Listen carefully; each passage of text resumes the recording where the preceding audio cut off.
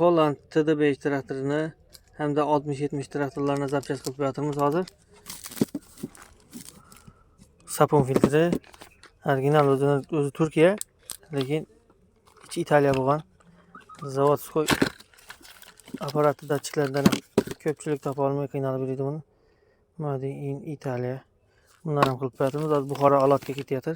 Valda oldingi sanlik originaldan CNH zavod bo'ladi bu ham.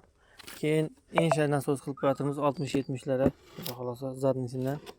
Qolaversa hozir Samarqandda Kladish LS1004 mana bu gilza porshundan Kladish yolib ko'pirklatganlarini qo'shib chiqarib qo'yapmiz.